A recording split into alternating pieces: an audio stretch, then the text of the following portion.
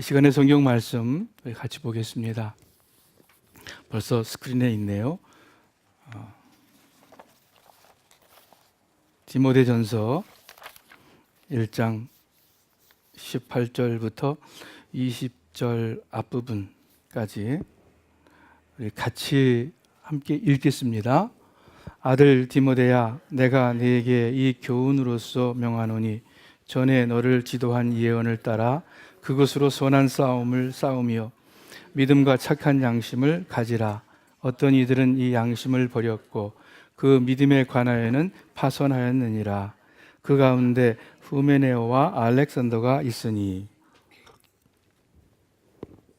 지난 주일 설교 말씀 시작하면서 언급했는데, 여러분 교회에서 가장 많이 사용하고 또 가장 중요시 여기는 단어가 무엇이라 그랬죠? 믿음이라 그랬죠. 우리 기독교에서 믿음이 아주 중요합니다. 믿음이 없이는 기쁘시게 못하나니 하나님께 나아가는 자는 그가 반드시 계신 것과 또 자기를 찾는 자들에게 상 주시는 이심을 믿어야 한다 말씀하고 계시고, 또 예수님을 믿음으로 사망에서 생명으로 옮겼다 말씀하십니다.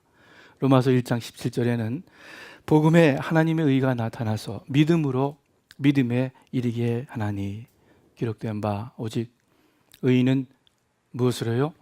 믿음으로 말미암아 살리라, 이렇게 선포하고 있습니다. 하나님 의지하고 순종하는 믿음, 또 예수님을 믿고 따르고 본받는 믿음, 이 믿음이 우리 믿는 자들에게 가장 귀중한 것이고 또 전부라고 해도 과언이 아닐 것입니다. 믿음이 이처럼 귀중한 것이기 때문에 이 믿음을 계속해서 또 바르게 갖는 것이 중요합니다. 바울 사도가 그의 삶을 마칠 때쯤에 이렇게 고백합니다. 내가 선한 싸움을 싸우고 나의 달려갈 길을 마치고 믿음을 지켰으니. 선한 싸움을 싸우며 믿음을 지켰다. 믿음이 귀중한 것이기 때문에. 그래서 오늘 본문에 있듯이 디모데에게도 선한 싸움을 싸우라고 권면합니다. 여러분과 저에게도 마찬가지로 권면하실 줄을 압니다. 선한 싸움을 싸워라. 우리가 잘못 이해하면은 교회에서 싸워도 되는 건가 보다, 그렇게 생각하지 마세요. 선한 싸움을 싸워라. 믿음의 영적 전쟁을 잘 싸우라는 말씀입니다. 여러분, 바울 사도가 선한 싸움을 싸우며 믿음을 지켰다면, 선한 싸움을 싸우면서 믿음을 지켜야만 했다면, 여러분과 저는 얼마나 더 애를 써야 그 믿음을 계속해서 바르게 지킬 수가 있겠습니까? 믿음이 정상적으로 나아가고 자랄 수 있겠습니까? 그래서 오늘 바울처럼 선한 싸움을 싸우며 믿음을 지키는 삶에 대해서 말씀 듣기를 바랍니다. 여러분, 우리가 이 믿음 지키는 거에 소홀히 한다면, 거기에 대해서 별로 마음 두지 않는다면은, 바울 사도가 선한 싸움을 싸우며 그렇게 애를 쓰면서 믿음을 지켰다 했는데, 우리가 그런 마음 없이, 그런 의식 없이 한다면 우리가 믿음을 지킬 수 없을 거예요. 다른 말로 믿음에서 잘못될 수가 있습니다. 디모데전서 1장 18절부터 20절, 이 문단은 한 문장입니다. 세 절이 의미상 하나로 연결되어 있습니다. 18절에 아들 같은 디모데에게 권면하는 거죠. 전에 지도하던 예언, 정확히 무엇인지는 모르지만 복음의 전파자로 위임하면서 디모데에게 했던 예언의 말씀들입니다. 그 말씀을 따라서 선한 싸움을 계속 싸우라고 명령합니다. 다음 구절 19절이 중요해요. 우리 한국말 성경에는, 우리 성경 비춰줘도 좋을 것 같아요, 그렇죠? 우리 한국말 성경에는 선한 싸움을 싸우며 그리고 믿음과 착한 양심을 가지라, 이렇게 쓰여 있는데, 좀 더 정확하게 말하면, 이 부분을 좀 더 정확하게 말하면 믿음과 착한 양심을 가지고 믿음과 착한 양심을 가짐으로 선한 싸움을 싸우라 하는 뜻입니다. 즉 선한 싸움을 싸우는데 어떻게 싸워야 하냐면은 믿음과 착한 양심을 가져야 한다는 것입니다. 선한 싸움의 요령이 믿음과 착한 양심을 갖는 것입니다. 또 그것이 오늘 설교 제목이에요. 믿음과 착한 양심. 19절 후반부에 아주 중요한 말씀이 있습니다. 어떤 이들은 이 양심을 버렸고 그 믿음에 관하여는 파선하였느니라. 여기 성경에는 그 둘의 믿음과 착한 양심 둘의 관계를 충분히 나타내지 못합니다. 더 정확하게 구체적으로 말하면 어떤 이들이 이 양심을 버림으로 그 믿음에 관하여 파선하였다 하는 뜻입니다. 이 양심을 버렸기 때문에 믿음에서 파선하였다라는 뜻입니다. 파선이 뭐죠? 파선? 배가 넘어지는 거, shipwreck, 파선이에요. 믿음의 선한 싸움에서 실패한 사람들의 예가 20절 후메네오와 알렉산더입니다. 디모데 후서에서도 이 사람들에 대한 이야기가 나옵니다. 우리들은 잘 모르지만은 이 후메네오와 알렉산더, 디모데가 잘 아는 사람일 것입니다. 불신자가 아니라 원래 믿는 사람들이었습니다. 그런데 나중에 그 믿음이 잘못되어서 이단으로 빠진 사람들일 것입니다. 후메네오와 알렉산더는 믿음을 끝까지 잘 지키지 못했습니다. 왜요? 어떤 이들이 이 양심을 버렸고 믿음에서 파선하였느니라. 양심을 쓰지 않았기 때문에, 양심을 버렸기 때문입니다. 이 말씀을 통해서 우리가 한 중요한 진리를 알게 됩니다. 그것이 뭐냐면 믿음과 양심은 불가분의 관계에 있다는 것입니다. 착한 양심을 버리면서 그래서 믿음에서 파선했다. 착한 양심과 믿음은 뗄래야 뗄 수 없는 관계가 있습니다. 그래서 오늘 본문 말씀의 가장 중요한 핵심은 착한 양심입니다. 양심이 기초이고 양심이 핵심입니다. 여기에서 바른 믿음 생활이 나옵니다. 이것으로 믿음의 선한 싸움을 싸울 수 있습니다. 그래서 오늘 아침 여러분과 저 이 말씀을 통해서 착한 양심에 관해서 듣고 또 집중할 수 있기를 바랍니다. 여러분, 양심 하면은 교회에서 잘 듣는 단어입니까? 아니면 이 세상에서 잘 듣는 단어입니까? 이 세상에서 오히려 더 잘 들어요. 사람이 양심이 있어야지, 이런 말 합니다. 양심에 털났다, 이런 말 합니다. 일반 사람들이 더 많이 사용하고 관심을 갖는 것 같습니다. 교회에서 별로 이야기 안 하는 것 같습니다. 그러나 여러분, 이 성경은 양심에 대하여 많은 중요한 말씀을 우리에게 가르쳐 주십니다. 그리스도인의 믿음과 삶에서 양심이 얼마나 근본적이고 또 얼마나 중요한 것인지 누구보다도 깊이 알고 또 그것에 따라 살려고 애썼던 사람이 바울입니다. 오늘 본문도 얼마나 심각하게 중요한 말씀입니까? 여러분, 양심을 버리면 믿음에서 파선하게 됩니다. 우리가 별로 양심 생각하지 않고 믿음 생활 할 수 있어요. 별로 양심 그것 집중하지 아니하고 주의 깊게 생각하지 않고 그냥 교회에 열심히 나올 수 있어요. 그러나 오늘 말씀이 착한 양심을 제대로 쓰지 않고 그리고 버릴 때 믿음이 shipwreck, 파선한다 말씀하고 있습니다. 바울 사도가 그 편지에서 양심을 여러 번 언급하는데 오늘 세 군데만 찾아볼게요. 첫 번째 로마서 9장 1절 우리 같이 읽습니다. 나는 그리스도 안에서 진실을 말하고 거짓말을 하지 않습니다. 내 양심이 성령 안에서 내게 이것을 증거합니다. 내 양심이 성령 안에서 증거합니다. 즉 양심은 성령 안에서 활동하는 마음입니다. 성령의 마음입니다. 로마서 8장에 보니까 마음을 감찰하시는 이가 하나님이시죠. 우리 속 성령의 생각을 아신다, 이렇게 말씀하십니다. 그렇다면 내 속 어떤 생각이 성령의 생각입니까? 우리 양심의 마음이 성령의 생각입니다. 정직하게 하나님 앞에 엎드릴 때 내 양심, 내 깊은 마음속에 가르쳐 주시는 그 양심의 마음, 생각, 그것이 성령의 마음이라고 로마서 8장에서 말씀하십니다. 고린도서 8장에 보면은 또 양심에 대해서 중요한 말씀들이 나오는데, 고린도 교회에 문제가 있었습니다. 어떤 사람은 우상의 제물을 마음 놓고 먹고 어떤 사람은 못 먹고 했습니다.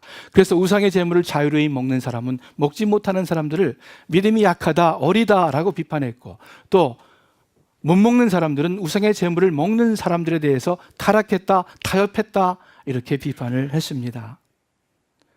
그 가운데 바울이 이렇게 말씀하시는 겁니다. 어떤 이는 그러나 모든 사람에게 지식이 있는 것은 아닙니다. 어떤 이들은 지금까지도 우상 숭배하는 습관에 젖어 있어서 우상에게 바쳐진 제물을 먹을 때 정말 우상의 것이라고 생각하고 먹으므로 그들의 양심이 약해지고 더러워집니다. 이와 같이 여러분이 형제들에게 죄를 지어 그 악한이 아니라 약한 양심에 상처를 주는 것은 그리스도께 죄를 짓는 일입니다. 여러분, 무엇이 옳고 무엇이 그릅니까? 그 잣대가 무엇입니까? 포인트는 우상 제물을 먹고 안 먹고가 아닙니다. 고기를 먹고 안 먹고가 아닙니다. 어떤 종교적 계율과 종교적 모습이 아니라 우리 양심의 문제예요.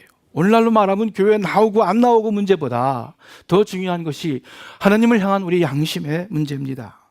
양심을 바로 갖는가, 양심이 깨끗한가, 또한 남의 양심을 상하게 않고 올바로 세워주느냐, 그것이 문제입니다. 여러분, 그리스도인의 바른 삶이 무엇입니까? 양심을 약하지 않고 건강하게, 더럽지 않고 깨끗하게 갖는 것입니다. 여러분, 그리스도인의 죄가 무엇입니까? 12절 말씀이 있듯이 그 약한 양심을 상하게 하는 것이, 이웃의 양심을 상하게 하는 것이 곧 그리스도께 죄를 짓는 것이다. 양심과 어긋나는 것이 죄입니다.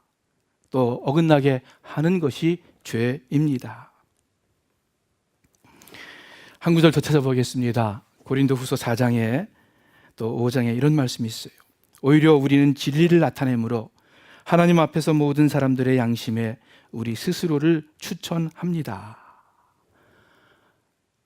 다음 장에는 또 이렇게 또 말씀합니다. 우리는 이미 하나님 앞에 드러나 있습니다.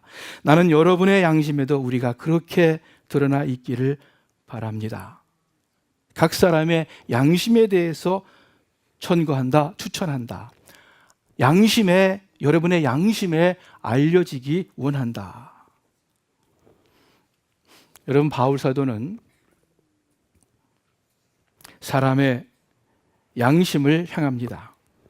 다시 말하면 자신의 말과 행동이 사람의 기분이나 지식이 아니라 듣는 자들의 잠시의 감동이나 지식의 만족을 위해서가 아니라 그들의 양심과 연결되기를 원합니다.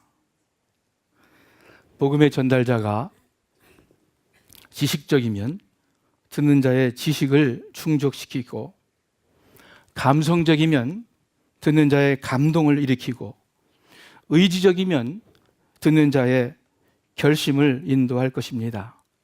그러나 바울 사도는 무엇보다도 각 사람의 양심에 천거합니다. 여러분, 솔직히 여러분 자신이 다른 사람의 양심에 알려지기를 원하십니까? 이거 굉장히 귀한 마음이에요. 나는 저 사람들이 나를 그냥 알아주면 좋겠어. 나를 칭찬하고, 뭐 뒤에서 욕할지 몰라도 나를 칭찬하고 나를 인정하고 나를 잘 대해주고 그러면 좋겠어. 아니면은 저 사람의 양심에 내가 알려지기를 원한다. 그것입니까? 바울 사도는 다른 사람들의 양심에 자기를 추천한다. 양심에 알려지기를 원한다 했습니다. 왜냐하면 바울 사도가 양심을 따라 살려고 애썼기 때문이고, 그리고 분명히 아는 것, 양심이 가장 정직한 마음이고 또한 하나님을 향하는 마음임을 바울이 알았기 때문입니다. 사람의 마음을 흔히 우리가 지정의로 나타냅니다. 지식 또는 심사숙고한다, 사고한다 이럴 때 지입니다. 그리고 정감, 감성, 감정 이런 정으로 또 표현합니다. 그리고 세 번째, 사람의 마음을 의지력, 어떤 심지가 곧다 할 때의 의지력으로 나타납니다. 그 셋을 통해서 믿음의 활동이 일어나고 또 우리 믿음의 표현을 하기도 합니다. 그런데 여러분 기억하시기를 바랍니다. 그 셋이 있지만은 그 셋을 통해서 우리의 믿음의 활동이 일어나고 우리 믿음의 표현이 드러나겠지만, 그보다 더 중요한 것이 그 세 마음 밑에 있습니다. 그것이 뭡니까? 양심이에요. 성경 공부 열심히 하고, 그래서 많이 알게 되고, 또 찬양을 뜨겁게 하고, 기도를 열심히 하고, 또 열심히 노력하고, 다 필요하고 귀중한 것일 거예요. 그러나 그 밑에 있는 착한 양심을 쓰지 않으면은 지식적인 믿음으로 흐르고, 감성적인 믿음으로 흐르고, 또 자기의지적인 믿음으로 됩니다. 온전치 못한 거예요. 틀린 믿음이에요. 그리고 나중에는 믿음의 파손입니다. 여러분, 이단들이 대부분 그렇지 않습니까? 얼마나 뜨겁습니까? 얼마나 열심히 있습니까? 얼마나 성경 공부를 열심히 해서 영적 지식을 강조합니까? 그러나 이단으로 빠지지 않습니까?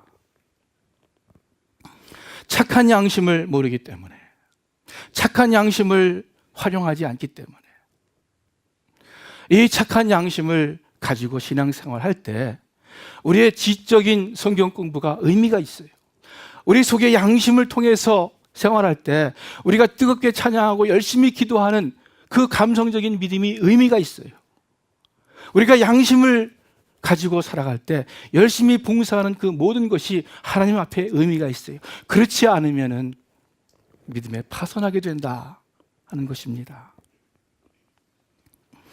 여러분과 저의 믿음이, 신앙이 어떤 지식이나 이론의 차원에서, 감성이나 감정의 차원에서, 자기 의지와 열심의 차원에서 끝나지 않기를 바랍니다. 만일 그것뿐이라면 믿음의 발전이 없어요. 여러분, 왜 10년, 20년, 30년 교회 생활 했는데, 왜 그렇게 오랫동안 설교 말씀을 듣고 성경 공부를 했는데 왜 믿음의 발전이 없는 줄 아세요? 왜 내가 나를 돌이켜볼 때 지난 10년, 20년 동안 별로 믿음의 열매가 없는 것 같다, 믿음의 성장이 없는 것 같다. 그 이유가 뭔지 아세요? 그것은 우리 속에 양심의 믿음 생활을 소홀히 했기 때문이에요. 그리고 그 양심을 버릴 때에는 믿음에서 파손한다고 말씀합니다. 회개도 지식적인 회개가 있고 감정적인 회개가 있어요. 양심적인 회개로 나아가야 됩니다. 이론적인 교리적인 믿음이 있어요. 감성적인 믿음이 있어요. 우리 사랑하는 스스만교회 식구 여러분들, 우리가 양심을 더 활용해서 믿음 생활하기를 바랍니다. 어떤 것이 양심일까? 양심의 믿음, 양심의 활동, 사실 말로 설명하는 것이 쉽지가 않습니다. 왜냐하면 여러 다른 곳에서 다른 식으로 사용되고 있기 때문에 그래요. 유대인들, 옛날 바리새인들, 서기관들, 정말 하나님 열심히 섬겼던 사람들이에요. 입만 열면은 하나님 얘기했을 거예요.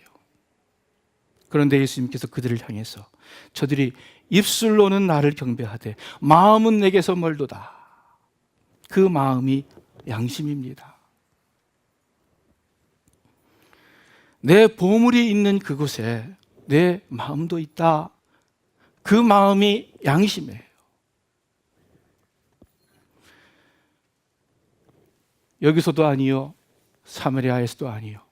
하나님께 예배하는 자는 신령과 진정으로 예배드려야 된다. 이 방식도 아니고 저 방식도 아니고, 이 신령과 진정이 바로 양심입니다. 영생은 하나님과 그의 보내신 자 그리스도 예수를 아는 것이니라. 또 저를 아는 지식에서 자라가라, 이렇게 말씀하시는데, 이것이 양심의 지식이에요. 이 양심 차원의 지식입니다. 어느 여인이 예수님 앞에 나와서 옥합을 깨뜨리고 그 비싼 나두 향유를 발에 붓고 눈물과 함께 그 발을 씻었습니다. 다른 모든 제자들이 비난했죠. 그 비싼 향유를 왜 허비하느냐? 팔아서 가난한 사람들에게 나누어 주지. 이론적으로 맞습니다. 윤리적으로 맞습니다. 지식적으로 맞습니다. 아마 우리 교인들이 대부분 그랬을 것 같아요. 저를 포함해서 그 자리에 있었다면. 그 비싼 나두 향유가 허비되는 걸 보면서. 그러나 그 제자들의 비난이 양심의 분별은 아니었습니다.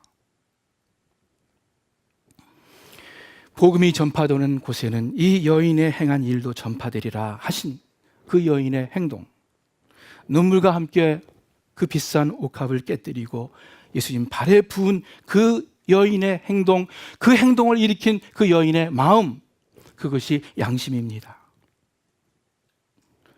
고린도전서 13장에 너희가 산을 옮길 만한 믿음이 있을지라도, 몸을 불사르게 내어줄지라도 사랑이 없으면 아무 유익이 없다 할 때에 그 사랑이 양심입니다.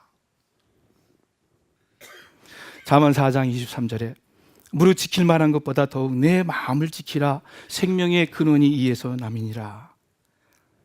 이렇게 중요한 말씀을 하시는데, 마음을 지킨다는 것이 무엇입니까? 곧 양심을 지킨다는 거예요. 성경을 이렇게 찾아보았습니다. 정확히 우리가 정의를 내리지는 못할지라도 양심이 어떤 것인지 우리가 어느 정도 감을 잡을 수 있을 것 같아요. 양심과 가장 가까이 있는, 양심과 관련된, 양심의 차원에서 일어나는 그러한 활동, 그러한 마음들이 있습니다. 그냥 임으로 이렇게 정리를 해보면은, 양심의 가장 가까운 마음은요, 순종하는 자세예요. 굴종이 아니라, 억지로 하는 굴종이 아니라, 또는 무조건 아무 생각 없이 하는 맹종이 아니라 순종하는 마음 자세. 이 순종하는 마음 자세가 양심의 가장 가까운 곳에서 일어나는 활동인 줄을 압니다.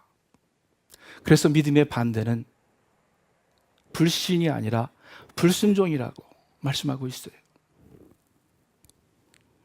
또한 양심 가까이서 일어나는 마음, 겸손한 마음입니다. 부족한 허물 많은 죄인임을 알고 하나님 앞에 엎드리는 마음, 또 남을 나보다 낮게 여기는 마음입니다. 다른 사람들을 사랑하고, 다른 사람들을 구제하고, 다른 사람들을 용서하기 이전에 먼저 남을 나보다 낮게 여기는 그러한 겸손한 마음, 그것이 양심 차원의 마음인 줄을 압니다. 무엇보다도 우리가 가장 쉽게 이 양심을 쓸 수가 있는 경우는 하나님 앞에 엎드려 진심으로 기도할 때입니다. 여러분과 제가 진심으로 하나님 앞에 두 손을 모아서 기도한다면, 그냥 내 소원, 내 어떤 바라는 것을 그냥 아뢰고 때를 쓰는 그러한 의미의 기도가 아니라, 정말 하나님과 함께하는, 정말 하나님의 음성을 내가 듣고 하나님의 뜻을 알고 그리고 하나님께 함께하고자 하는 그 마음의 그 기도 시간이라면은 양심의 활동의 시간이에요. 하나님 앞에 있을 때, 거룩하신 하나님 앞에 있을 때 우리가 거짓을 말할 수가 없어요. 우리가 욕심을 주장할 수가 없어요. 우리의 가장 정직한 양심이 활동하는 시간입니다. 그래서 여러분, 더 자주 짧은 시간일지라도 하나님 앞에 엎드려서 진심으로 하나님께 기도하시고 하나님 아버지의 이름을 부르시기를 바랍니다. 하나님 아버지 하고 그 하나님께서 내게 무엇을 말씀하시나 그 성령님의 음성을 들으시기를 바라요. 그리고 가장 정직하게 내 마음의 것을 하나님 앞에 아뢰시기를 바라요. 양심 쓰는 시간입니다. 올해 표가 무엇입니까? 표를 말 그대로 언급을 많이 안 해서 여러분이 기억을 못하는 거예요. 예수를 집중하여 바라보자 입니다. 여러분, 예수님을 어떻게 바라볼 수 있습니까? 육신의 눈에 예수님이 보이는 것 아니죠. 망원경으로 보는 것도 아니죠. 예수님을 집중해서 바라본다는 것은 우리의 관심과 생각을, 우리의 열심을 주님께 향한다는 것이겠죠. 그런데 기억하시길 바랍니다. 인간의 이성과 지식으로 바라볼 때 예수님을 정확하게 바라볼 수 없습니다. 예수님은 성자 하나님이세요. 어떻게 우리 인간의 지식과 이성으로 예수님을 명확하게 보고 이해할 수 있겠습니까?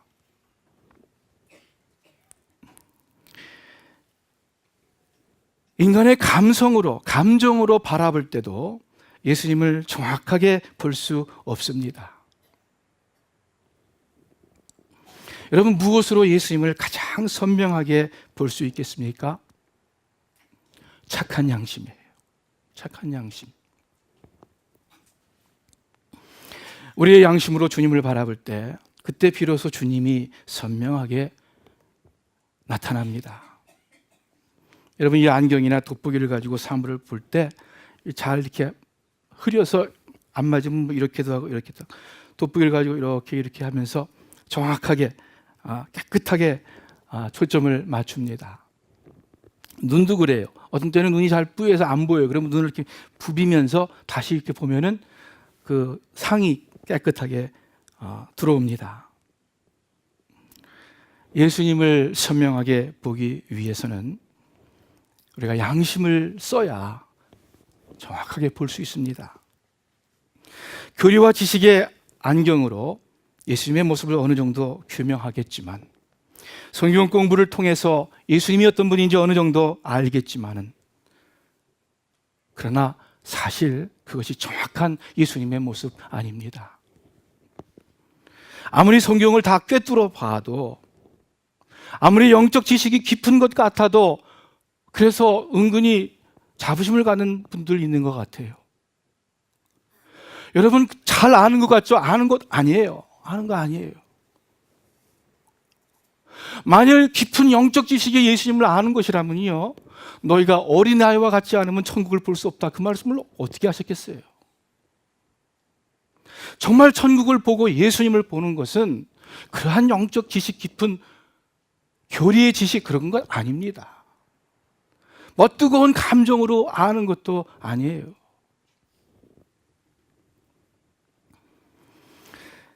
우리 인간은 하나님께서 창조하신 가장 깊은 속에 가장 정직한, 가장 순수한 그 마음, 양심의 마음을 가지고 주님 생각할 때, 그 양심의 안경을 쓰고 주님을 바라볼 때, 그때 비로소 주님 모습을 볼 수 있고, 그리고 주님과 사귈 수 있습니다. 베드로전서 3장 21절에 이런 말씀이 있습니다. 다 같이 한번 읽어보죠.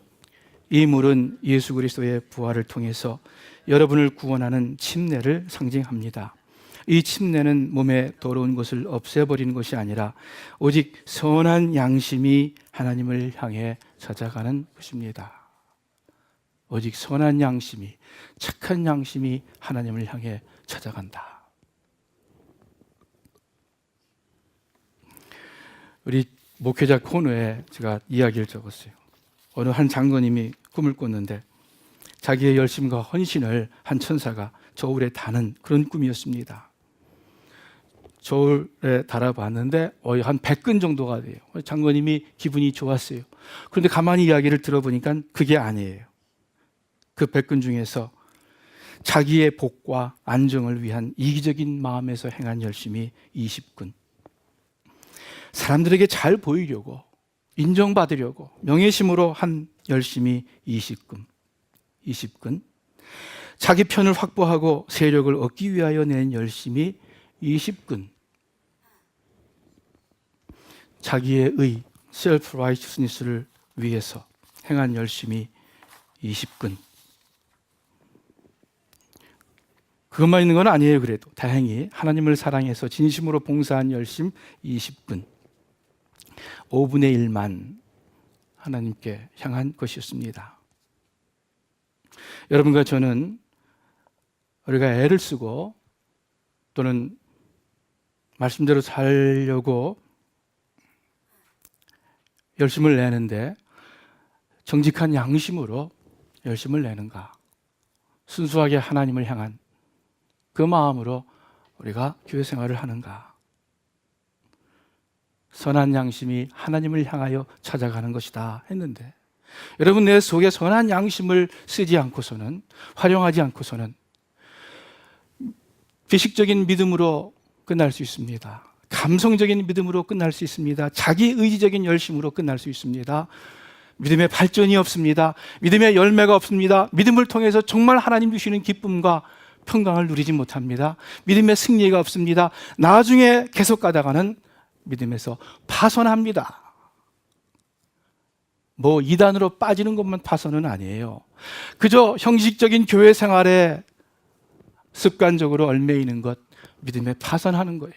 얼마나 많은 그리스도인들이 이러한 믿음의 파선을 보고 있는지 몰라요. 그 증거가 믿음의 열매가 없다는 거예요. 교회가 이 사회의 빛과 소금의 역할을 감당하지 못한다는 거예요. 한 개인이 교회에서는 칭찬을 받을지 몰라도 가족들한테나 친구들한테는 별로 칭찬을 받지 못하는 경우가 많다는 거예요. 우리 사랑하는 스스먼교회 식구 여러분들, 다 중요하고 다 귀해요. 열심, 성경 공부, 지식, 뜨겁게 찬송하는 거 다 귀해요. 그러나 가장 귀한 착한 양심이 또한 있다는 것 기억하시기를 바랍니다. 잡초는 그냥 놔두면 자라게 되어 있어요. 가라지도 또 생겨요. 우리 마음은 가만 놔두면 비뚤어져요. 가만 놔두면 이 믿음이 자꾸 이상한 방향으로 나갑니다. 그래서 우리는 믿음을 지켜야 되는 거예요. 바울 사도가 선한 싸움을 싸우면서까지 가만히 있는 것이 아니라 싸우면서 믿음을 지켰다고 했습니다. 여러분과 저도 마찬가지로 이 귀중한 믿음을 지키고 발전시키고 열매를 맺기를 바랍니다. 그러기 위해서 착한 양심을 항상 마음속에 기억하시기를 우리 주님의 이름으로 축원합니다. 기도하겠습니다. 하나님 아버지, 성령님께서 계속해서 저희들 가르쳐 주시고 깨우쳐 주셔서 선한 양심이 하나님을 향해서 찾아간다고 하셨듯이 우리의 믿음이 하나님을 향해서 나아가고 예수 그리스도의 장성한 분량까지 자라게 하여 주시옵소서. 그래서 참 그 믿음의 좋은 열매들을 사람들에게 증거하며 또 우리가 누릴 수 있게 도와주시옵소서. 예수님의 이름으로 기도합니다. 아멘.